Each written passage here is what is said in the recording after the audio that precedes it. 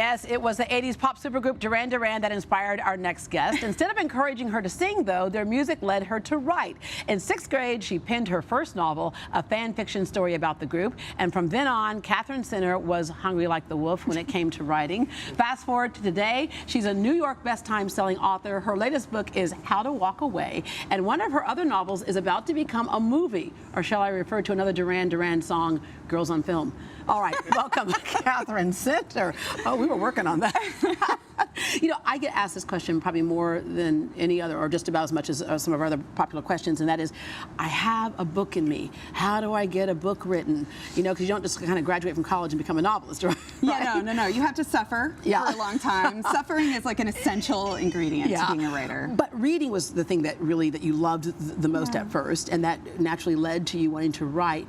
Reading is kind of in your blood, isn't it? Or books are in your blood. Yes, I mean, starting with that Duran Duran novel that I wrote and cast myself as the main character. Of course. And in this horrible book, which I wrote at 12, which my sister has instructions to burn. You call it a horrible book, I guarantee you every teacher will say at least you sat down and wrote, so it's never going to be horrible, I did. Right? I filled a whole notebook, which is nothing. Right. You know, but it's a terrible story, but I found it very gripping, right? Because I was in it. You pinned it. You were the star. And of course, in my Duran Duran novel, all 5 members of Duran Duran fell in love with me. Of course. So it's like the greatest novel ever written. But you know, on a side note, because I love psychology, right? On a side note, what's kind of cool about that is that's why writing can also be therapeutic, right? It totally is. Yeah, because you can create hope for yourself. Yeah. You know, when you are feeling really hopeless, and I was super awkward in 6th grade, like soul-crushingly awkward in 6th grade, and so just having something to look forward to, this imaginary world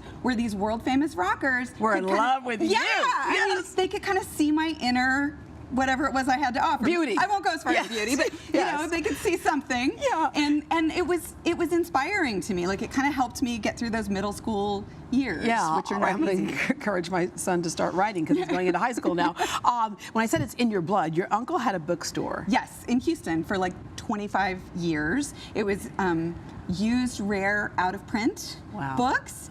It was in an old house on Bissonnette, and he fixed it up. He bought this old house and he filled it with bookshelves at like the bathrooms, the kitchens, the living room, the dining room, and he actually put a whole bunch of secret passageways where you could like press on a bookshelf and it would pop open and you could dart through to another part of the store. It was pretty great. Like some Harry Potter stuff going on there. Yeah, it's kind of a legend. Yeah. The books are rare. You're kind of rare too. You're a 5th generation Texan. Yeah, my mom's family came from Germany back when Galveston was like the Ellis Island for, you know, Houston. All right, so to sit down and write your next book, you'd always wanted to be a writer, and you majored in creative writing at Vassar College. I did. Any second thoughts when you did that? You also went to grad school at U of H, creative writing program as well. I did. And so when you do that, you kind of go, okay, now what? Right? Yeah, I mean, I thought it was going to be a lot easier than it was. I mean, I really kind of thought, oh, I'll just be a writer. Like, that's just a job you can pick. Yeah. But it's actually like deciding to want to be a writer is kind of like deciding to want to win the lottery. Like, you really, I think I'm going to win today. Yeah. Right? I mean, you have to jump through a lot of hoops. You have to get a lot of people to believe in you. You have to try for a long time and get rejected. And that's the toughest part, because you know, people, and today I think it's easier to get a book written and published today than ever, because there's different ways of doing it. Yes. However, then you got to sell it. You got to hope that somebody looks at it and says, okay, not only is it published, but we'll also help you with the selling portion. Yeah, that's you think that when you finally get a book published that that's your happy ending. But actually, no. Yeah, and you need more than your mom and dad and a couple of friends to buy. Yeah, even if every relative in your entire family buys your book, it's not going to be enough to keep you afloat. But the thing is, you would send your short stories places. To the New Yorker, typically, and get rejected, tragically, and then I would decide, okay, you know what? I don't like being rejected. This is kind of not fun. This is maybe like a little bit masochistic. Like, maybe I should find a better job. And then you said one day, you go, I tried to quit. You tried to quit. I tried to quit for years, over and over and over. But then, you know, and I would be like, I'm done. I'm out. I quit forever.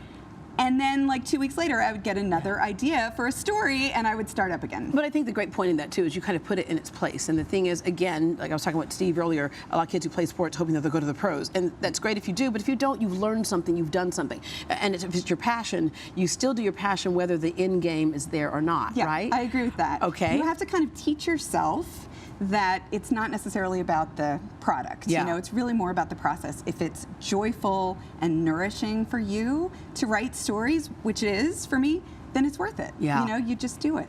And you get ideas from everywhere. Your sister dared you to write a funny novel about motherhood. Interestingly enough, after your daughter was born, you didn't write anything for like a year and a half. It's probably because you were like super tired and out of your mind. Yes, and the baby never wanted me to set her down, so I just ate like handfuls of almonds and carried the baby and wrote nothing for a year and a half. In 6 weeks, you wrote the novel The Bright Side of Disaster. Yes, that was my first novel. It was about a woman who has a baby, surprisingly. Yeah.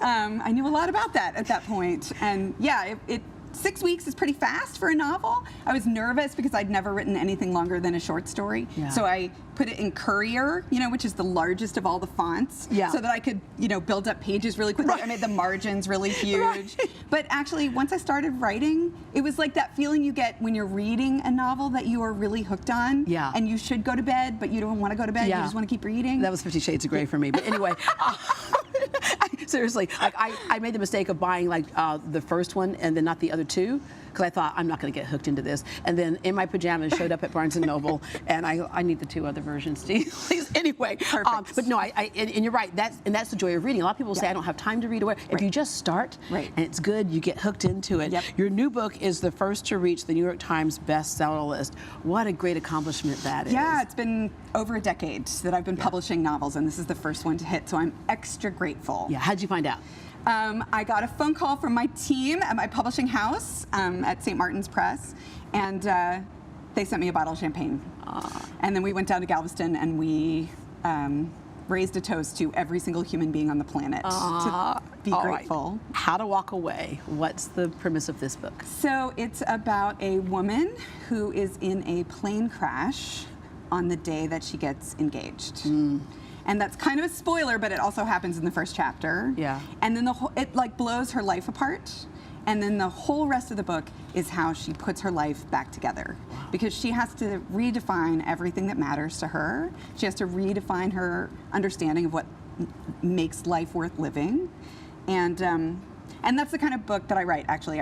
We call them bittersweet comedies. Yeah. Because people have to struggle with hard things in the books that I write, always. But they do it by cracking a lot of jokes. Yeah. So I always have like comedy and heartbreak just right next to each other, because I think that's how life really is. I think we use comedy to kind of soothe all the hardship in life. Yeah, and the thing is, people can ride along with the character in the book with situations that they may have dealt with, and that's what makes it kind of that bonding experience with that book, right? Yeah, that's right. And is this the one that's becoming the movie? No, it's a different book of mine. It's called The Lost Husband, and it was my 4th novel, and it's set in Texas in the hill country. It's about a woman who kind of accidentally winds up becoming a goat farmer. You accidentally, it's like, oh my gosh, I was going to be a pediatric neurosurgeon, but I'm a goat farmer instead. What happened there? Same basic idea funny. that like she has some suffering she has to get through, but she gets through. Who would you with like to goats. play the goat farmer?